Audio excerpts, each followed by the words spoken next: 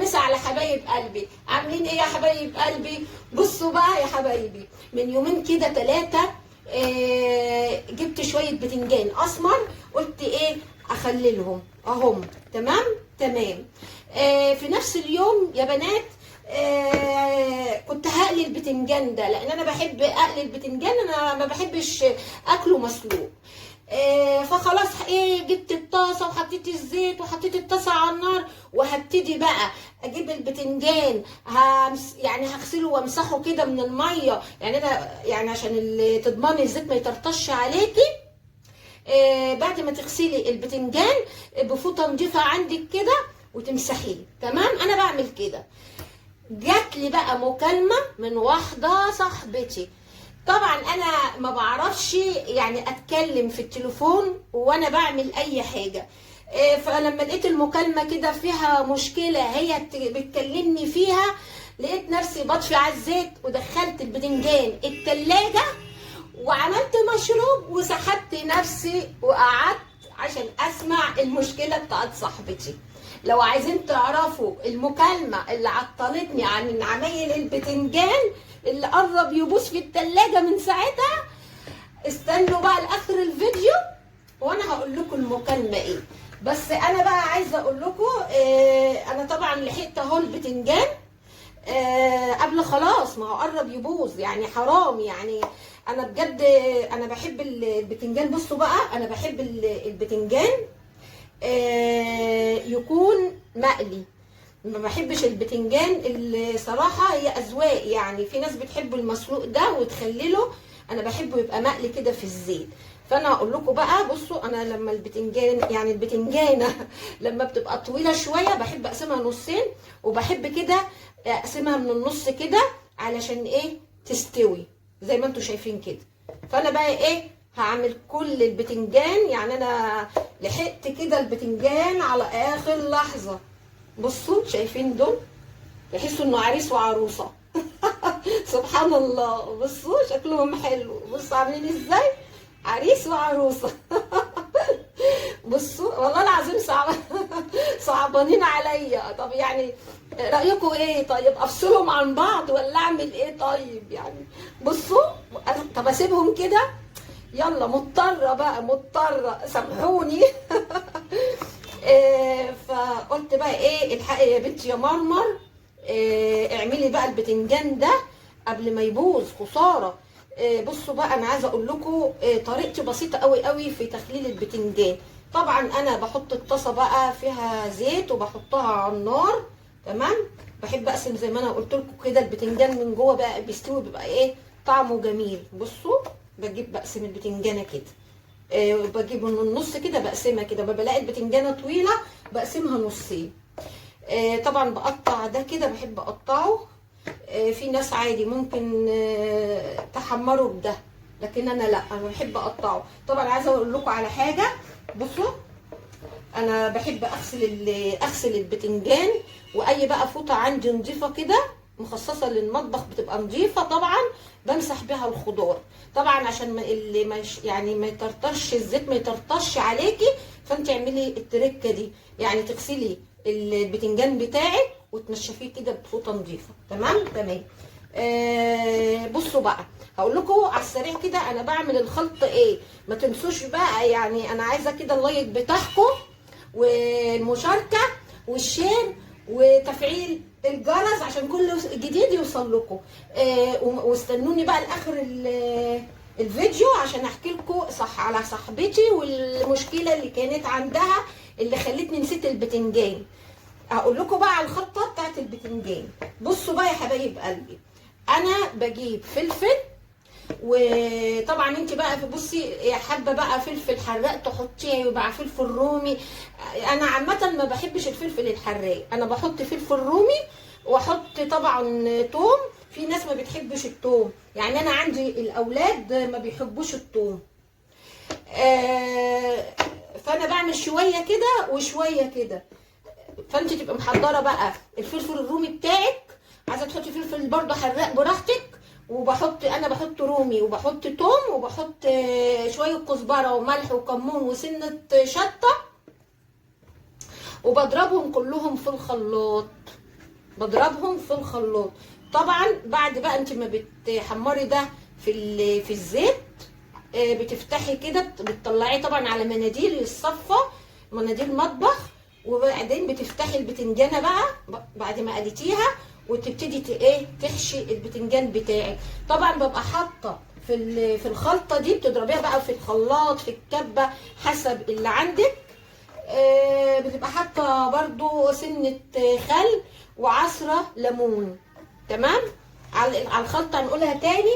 انا بعملها بفلفل رومي، ما بحبش احط الفلفل الحراق، يعني ده حسب رغبتكم انتوا بقى، وشويه كزبره وملح وكمون وشطه، سنه شطه كده، وبعصر ليمون وبحط سنه خل. تمام. وبتبتدي بقى تحشيه بعد ما تقليه وتحمريه في الزيت، بتبتدي تحشيه. وبعد ما بحشيه بصوا شايفين، هوريكم حاجه، بحطه بقى برصه في العلبه دي. تمام. بعد ما برصه في العلبه بديله برضو شويه ليمون كده. الليمون بقى بصوا يا بنات بيديله طعم جميل قوي. بعصر بقى ليمونه 2 كده بعد ما ارصه كمان في العلبه دي اللي انا مطلعاه دي، عشان هرص فيها البتنجان. تمام. عايزه بقى اقول لكم المكالمه اللي عطلتني 3 ايام عن ان انا اعمل البتنجان اللي قرب يبوظ دوت. بصوا بقى، لقيت واحده صاحبتي بترن عليا، يعني زعلانه منهاره، صعبان عليها، شويه مشاعر كده متلخبطه يا عيني. فبقول لها مالك يا حبيبه قلبي؟ قالت لي بصي يا مرمر، هي لها واحده معرفه. تمام.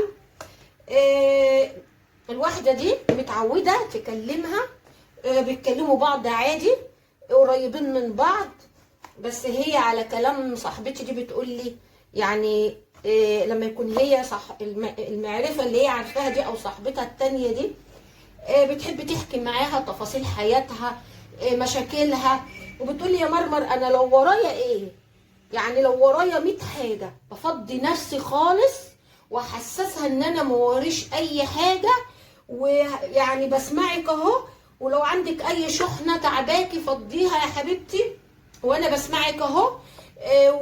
يعني بتحسسها ان لا هي مش معطلاها. تمام. فبتقول لي انا على طول كده معاها، يعني لما بتعوزني بتلاقيني، برفع عليها، بديها من وقتي، تتكلم معايا باستفاضه بسمعها.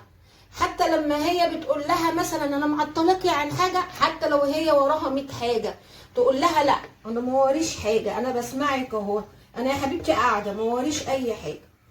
لحديت كده كويس، قلت لها ماشي كويس قوي، يعني انت كده كتر خيرك ان انت بتحسسيها ان مفيش حاجه وانت بتسمعيها وكده يعني. تقول لي جيت في مره بقى، هي رنت عليها صاحبتي المنهاره دي اللي كانت بتكلمني، تقول لي برن عليها وبكلمها، بتقول لي بحس وانا بكلمها، يعني لو انا كمان يعني عندي حاجه وبكلمها فيها، بتقول لي بيجي لي احساس ان هي بتبقى متغصبه كده وهي بتسمعني، يعني بتبقى اكنها يعني ما عندهاش وقت تسمعني اصلا. بتقول لي يعني كذا مره غلط نفسي في الشعور ده، لحد ما حصل موقف معاها بقى، الموقف ده اللي خلتها ترن عليا تحكيهولي وتقول لي عليه، وتقول لي طيب انا المفروض بقى اتصرف معاها ازاي. فايه الموقف بقى يا حبايبي؟ ان هي بتقول لها، فضلت صاحبتي دي تتكلم معاها شويه عادي بقى مشاكل الحياه، هي طبعا في ضغوط نفسيه برضو عندها، بتتكلم معاها عادي يعني. فمره واحده لقيتها بتقول لحد يعني خلاص انا جايه اهو، قربت اخلص وجايه اهو. فبتقول لي يعني وانا معاها في المكالمه، يعني وانا معاها في المكالمه يا مرمر، بتقول لحد معاها في البيت انا قربت اخلص وجايه اهو. فانا رايي بقى يا حبايب قلبي اللي قلته لها ان هي لا متعمده، يعني هي متعمده تسمعك الكلام دوت. يعني ازاي؟ ما عارفه ان انت هتسمعي بتقول للي بتتكلمها في البيت ده انا جايه لك اهو، يعني يلا اختصري بقى واقفلي المكالمه. طيب فهي بقى يعني كانت زعلانه قوي وصعبان عليها، وبتقول لي طب يا مرمر انا دلوقتي المفروض اعمل ايه؟ يعني اتعامل معاها ازاي؟ يعني مثلا ارن عليها عادي واتكلم معاها عادي زي ما كنت بتكلم؟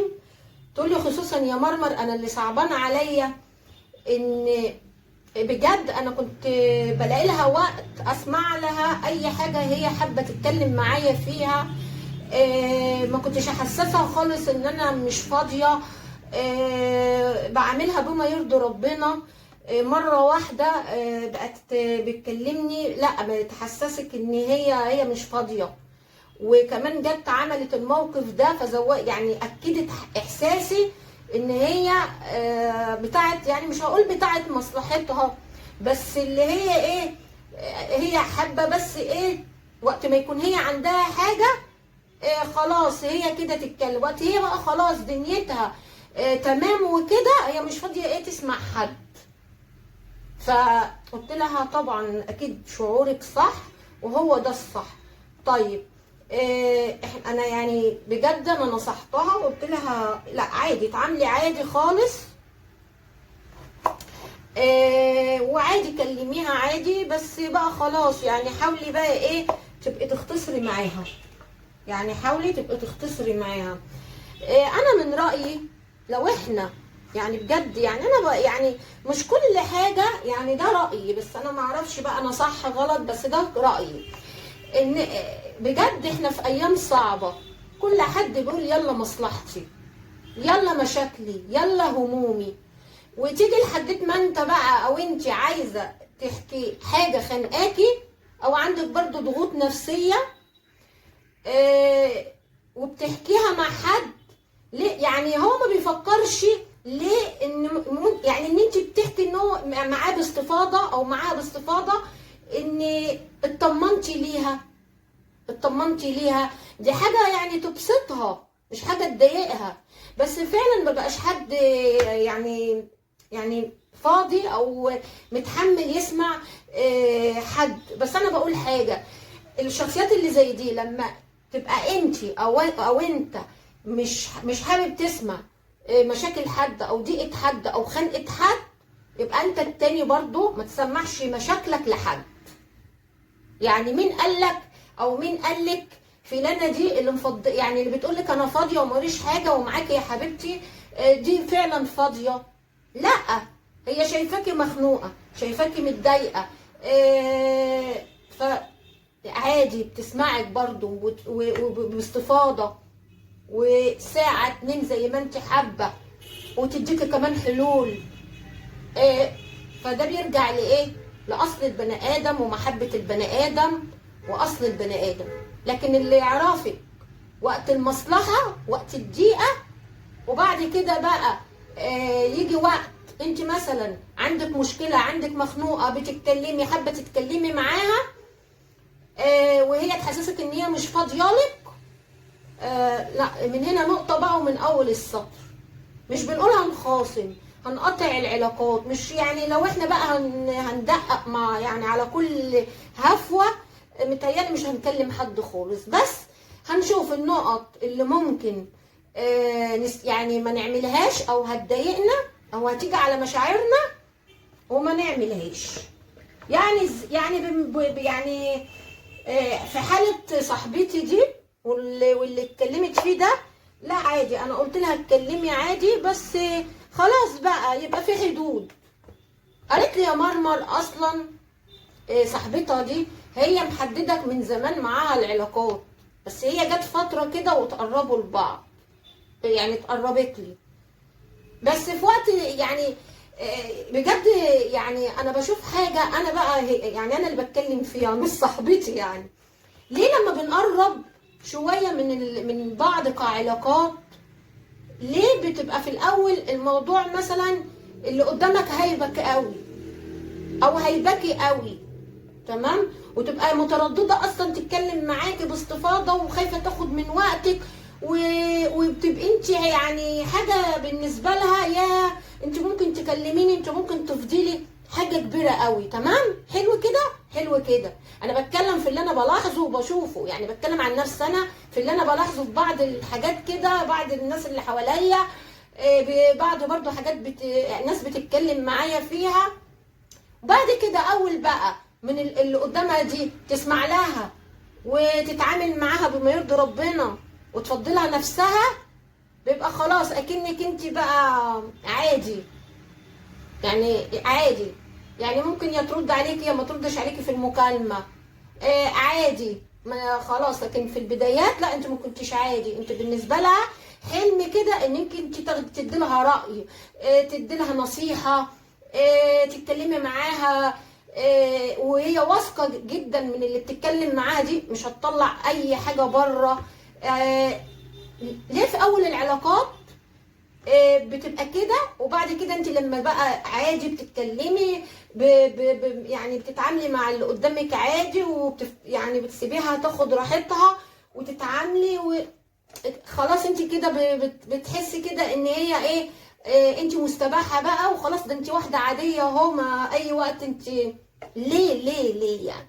ما يبقى التقدير زي ما كان في الاول يفضل للنهايه، الناس كده تبقى مقدره. هو انا مثلا، يعني انا بقول كده، هو انا يعني لو انا متكبره ومش ما عنديش وقت اكلمك، واكلمك مثلا يا حبيبتي طب معلش كلميني بكره، لا مش فاضيالك، لا مش عارف ايه، اصل انا عندي ايه مش عارف ايه، هو ده كويس؟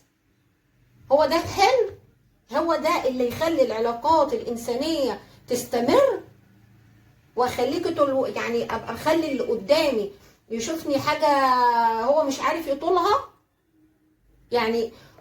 ولما تيجي انت مثلا تتعاملي عادي بتواضع، او تتعاملي بمحبه، او تتعاملي زي ما تتعاملي مع اللي قدامك، يبقى انت خلاص كده بتبقى بقى حد مستباح. تبصي تتفاجئي اللي قدامك بقى طريقته اتغيرت واسلوبه اتغير.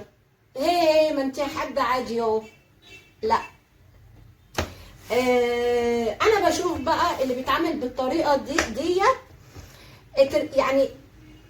يعني انا عن نفسي لو حد عاملني كده برجعه في نفس المكانه اللي كانت فيها.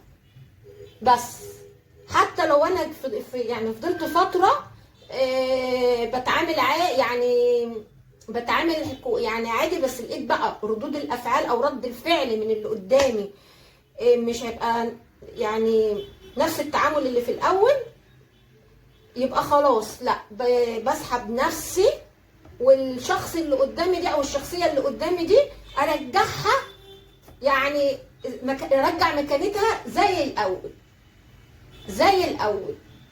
لكن مش معنى ان مثلا انت في البدايه مش عارفه تصاحبي قوي عليا، مش عارفه تتعاملي معايا، او هيباني من الاخر شايفاني يعني حاجه اللي عندها وقت ممكن تتكلم معايا او ما تتكلمش معايا.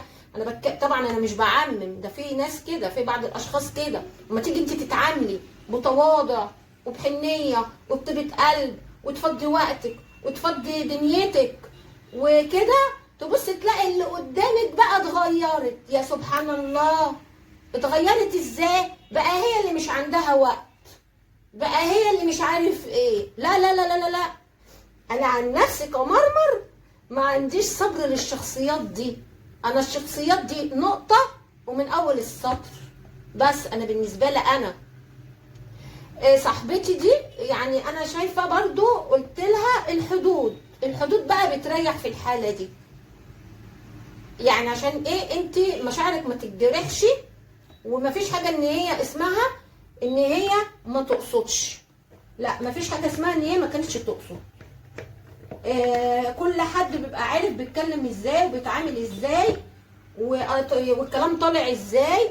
لا، هي قصدها تضايقك بالكلام، وان هي مش فاضيالك، واختصري في المكالمه بتاعتك. فانت انت بتقولي انا ما بينتش حاجه، ما بينتش ان انا فهمت كده واتكلمت شويه وقفلت معاها. خلاص، يبقى التعامل السطحي بيريح. يعني رجعي بقى التعامل السطحي. تمام. انا يعني بالنسبه لي يا حبايب قلبي ده كان ده كان كلامي ليها. طبعا سبت بقى، انتوا عايزيني بقى هنتكلم بعمق بقى ونتكلم في ده كله يعني معاه في التليفون، وكنت هقلي بتنجان. طبعا ايه ده اللي خلاني بقى ايه، بعديها بقى نسيت موضوع البتنجان ده، يعني اتحط في التلاجة ونسيته خالص. وطبعا ايه حبيت ان انا بقى ايه اطلعه واعمله. طبعا ايه قلت احكي لكم بقى حكايتي مع البتنجان اللي اتنسى في التلاجة 3 ايام وقرب يبوظ وكان سبب نسيانه ايه.